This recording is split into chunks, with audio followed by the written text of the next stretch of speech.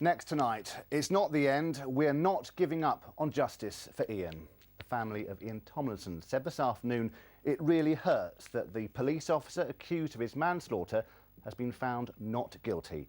PC Simon Harwood had admitted hitting Mr Tomlinson with his baton at the G20 riots 3 years ago before pushing him to the ground. The 47-year-old later died, but PC Harwood said he used reasonable force. Ronke Phillips has our report. They wept in court as the not guilty verdict was read out by the jury foreman. Moments later, outside the building, Ian Tomlinson's stepson expressed his disappointment.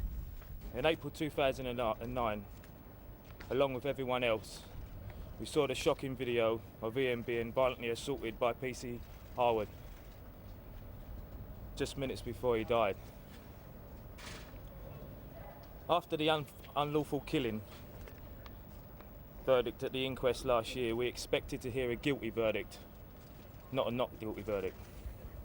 It really hurts. Have you got anything to say to the family of Mr Tomlinson? In stark contrast, there was no comment from PC Simon Harwood, his wife or his supporters as they were driven away. It took the jury of 7 women and 5 men 18 hours and 45 minutes to clear him. What they were never told is he'd faced a series of allegations of violence in the past.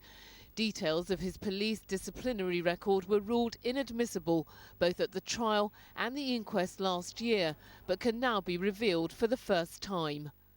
PC Harwood was due to face a misconduct hearing in 2001 over an alleged road rage incident, but retired on medical grounds before it could be heard.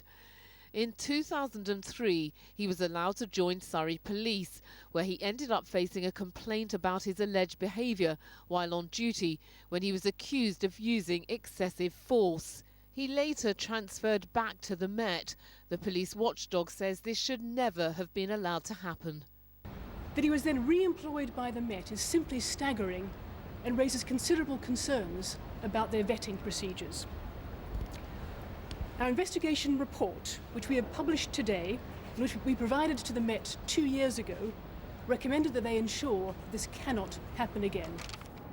It is clear that insufficient recording and checks meant that detailed information regarding this officer's misconduct history was not shared at key points.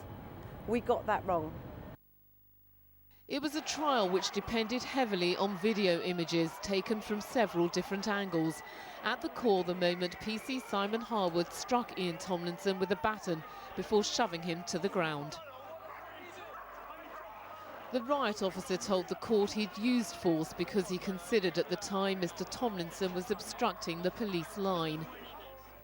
Ian Tomlinson was trying to make his way here to Smithfield that day. But as he took his normal route home, he found his way blocked in every direction by different police cordons. Much of his initial journey through police lines was only released after the inquest, in which new pathological evidence emerged. Today's verdict seems to contradict the inquest jury, which last year found that Mr Tomlinson had been unlawfully killed.